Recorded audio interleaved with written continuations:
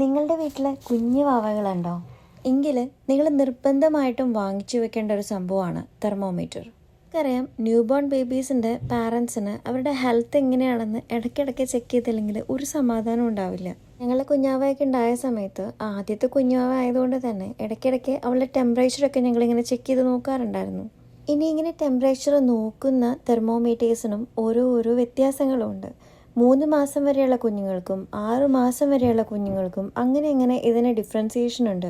ഇനി ഇതിൽ മെർക്കുറി തെർമോമീറ്റേഴ്സും ഉണ്ടാവും, അത് നമ്മൾ അവോയ്ഡ് ചെയ്യണം. അതുപോലെ ഏത് ബ്രാൻഡിൻ്റെ തെർമോമീറ്റർ നമ്മൾ വാങ്ങിക്കുകയാണെങ്കിലും ഏറ്റവും അക്യൂറേറ്റ് ആയിട്ടുള്ളത് സെലക്ട് ചെയ്യാനായിട്ട് നോക്കുക.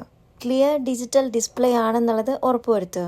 ഇനി തെർമോമീറ്റേഴ്സിൻ്റെ കാര്യം നിങ്ങൾക്ക് അറിയാലോ, ചിലത് അണ്ടർ ദ ആംസിലും അവരുടെ വായിലൊക്കെ വെച്ച് നോക്കാൻ പറ്റുന്ന ഡിഫറെൻ്റ് ആയിട്ടുള്ള തെർമോമീറ്റേഴ്സ് ഉണ്ടായിരിക്കും. ഒക്കെ ചോദിച്ചും നോക്കിയും വാങ്ങിച്ചു വെക്കുക. നല്ല കുഞ്ഞാവ ഇവിടെ കാനഡയിലെ ബ്രാംപ്ടൺ സിവിക് ഹോസ്പിറ്റലിലാണ് ജനിച്ചത് കേട്ടോ. ഇത് ഡോക്ടേഴ്സാണ് ഇതിൻ്റെ ഇമ്പോർട്ടൻസ് മനസ്സിലാക്കി തന്നത്. അതായത് ആദ്യമായിട്ട് ഒരു കുഞ്ഞു ജീവൻ ഈ ലോകത്തിലേക്ക് വരികയാണ്. അതുകൊണ്ട് തന്നെ അവരുടെ ഹെൽത്തിന് പല മാറ്റങ്ങളും വന്നേക്കാം.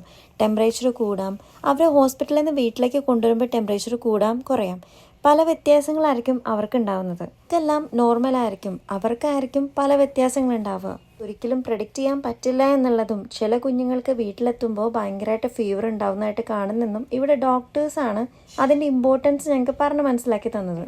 പ്രത്യേകിച്ച് കുഞ്ഞുങ്ങളുടെ കാര്യത്തിൽ ഏറ്റവും കൂടുതൽ ഇമ്പോർട്ടൻസ് കൊടുക്കുന്ന രാജ്യമായതുകൊണ്ട് തന്നെ അവർക്കായിരുന്നു ഞങ്ങളെക്കാൾ കൂടുതൽ ടെൻഷൻ. അപ്പോൾ ഈ ഒരു തെർമോമീറ്ററിൻ്റെ ഗുണങ്ങൾ ഇത്രത്തോളം ഉണ്ടെന്ന് ഞങ്ങൾക്കും അപ്പോഴാണ് മനസ്സിലായത്. അപ്പോൾ ഞാൻ കരുതി നിങ്ങളായിട്ടും ഇത് ഷെയർ ചെയ്യാമെന്ന്. നമ്മളുടെ കുഞ്ഞുങ്ങളുടെ കാര്യമല്ലേ, ഒരു കുഞ്ഞ് തെർമോമീറ്റർ മേടിക്കാൻ വലിയ പാടുള്ള കാര്യമൊന്നുമല്ലല്ലോ. അപ്പോൾ നമ്മുടെ വീഡിയോ ഇൻഫോർമേറ്റീവായിട്ട് തോന്നുകയാണെങ്കിൽ നമ്മുടെ ചാനലൊന്ന് സബ്സ്ക്രൈബ് ചെയ്യാൻ മറക്കരുത്. അടുത്തൊരു വീഡിയോ ആയിട്ട് വീണ്ടും വരാം. അതുവരയ്ക്കും ടാറ്റ.